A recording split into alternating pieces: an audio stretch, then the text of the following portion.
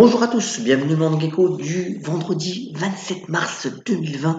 La photo du jour, c'est la disparition du regretté Michel Hidalgo, sélectionneur notamment de l'équipe de France à qui il a donné son premier titre majeur en 1984 avec Michel Platini. Il avait aussi dirigé un temps l'OM. Tout c'est dans un les marchés actions continuent leur tendance euphorique. Ça fait maintenant 3 jours. C'est la meilleure séquence, notamment sur les marchés américains depuis 1931.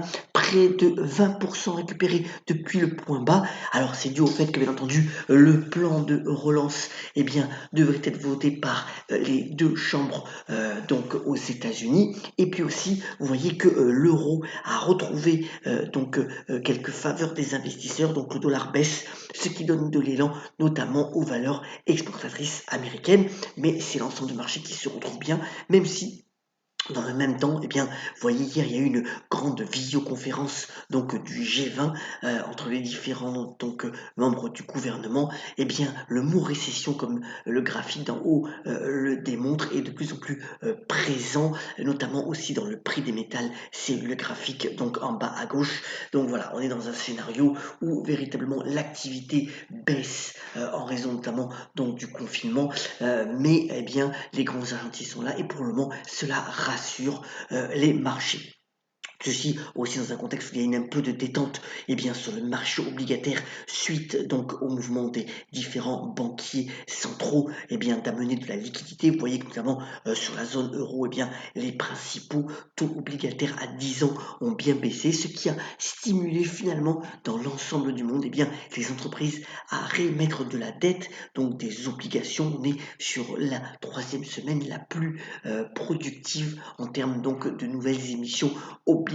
Donc voilà, un petit peu de détente sur les marchés financiers, même si, comme on le voit ici sur ce graphique à droite, les États-Unis ont dépassé en quelques jours le nombre de cas qui a été présent en Chine. C'est quand même assez impressionnant, plus de 83 000 cas et de nombreuses victimes à déplorer. Alors en France, on est à près de 30 000 cas et 1696 décès. On n'est pas encore arrivé au pic de pollution. C'est aussi que en Espagne et en Italie, ça s'améliore un petit peu. En Espagne, c'est encore délicat, notamment aussi le stade donc mythique du Real Madrid, du Santiago Bernabéu, a été donc transformé en immense centre sanitaire.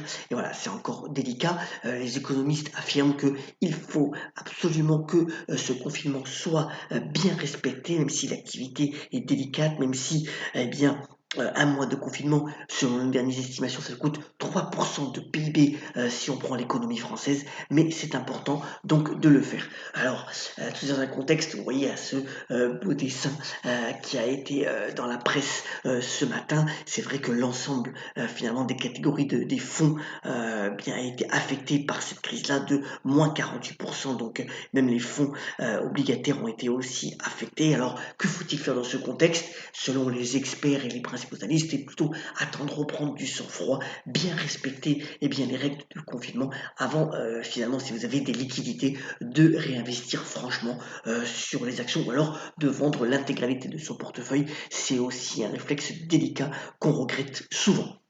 Alors au niveau de l'actualité des entreprises, Volkswagen qui a arrêté sa production donc des deux côtés de l'Atlantique. Alors il a estimé que ça lui coûtait 2 milliards d'euros par semaine, c'est quand même assez considérable. Alors Volkswagen c'est un groupe solide, il peut tenir quelques semaines, pas quelques mois. C'est pour ça que si le confinement encore une fois reste contenu en termes de date entre 4 et 6 semaines, des groupes comme Volkswagen pourront se relever.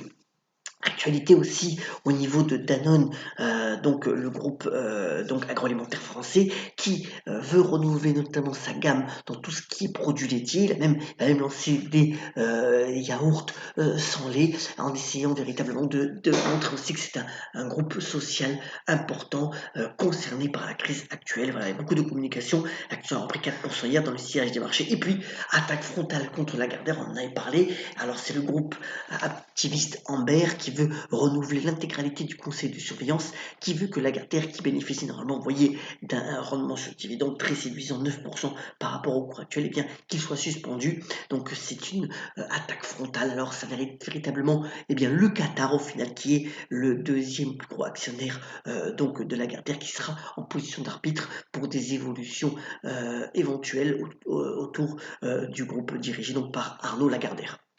Alors, voilà des groupes qui rigolent, des groupes qui pleurent. Alors au niveau des logiciels donc de communication, on en avait parlé déjà, Slack Technologies vit ses meilleures semaines de téléchargement de son application. Alors c'est une application qui permet finalement de travailler en groupe à distance, et les derniers chiffres révélés ont démontré que finalement l'utilisation était de plus en plus significative, notamment pour Slack, avec une hausse de 10% de l'action suite à la révélation de ces chiffres. Et puis Groupon, donc l'application qui permet de bénéficier finalement d'offres assez alléchantes, eh bien renouvelle finalement tout son management. Alors vous voyez que l'action a énormément baissé.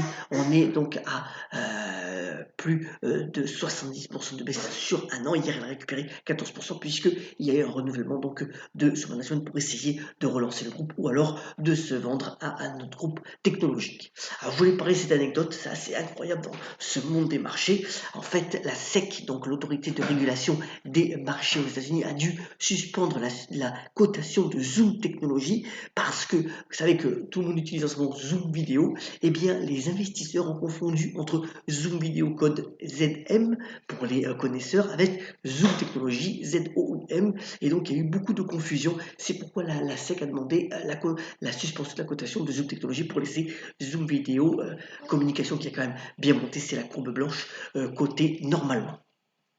Alors, un petit hommage donc à Claude Lelouch, qui est confiné chez lui dans le Calvados à 82 ans. Vous savez qu'il devait sortir un film qui a été tourné entièrement sur smartphone, donc La vertu des impondérables. Alors, la sortie, bien entendu, a été remise à cause du confinement, mais il a toujours la pêche. Il pense que de nombreux changements vont se faire sentir après cette période de confinement. Et à 82 ans, il a toujours la pêche, et c'est quand même un exemple, puisqu'il est sur le point de tourner son 50e film et qu'il écrit beaucoup en ce moment.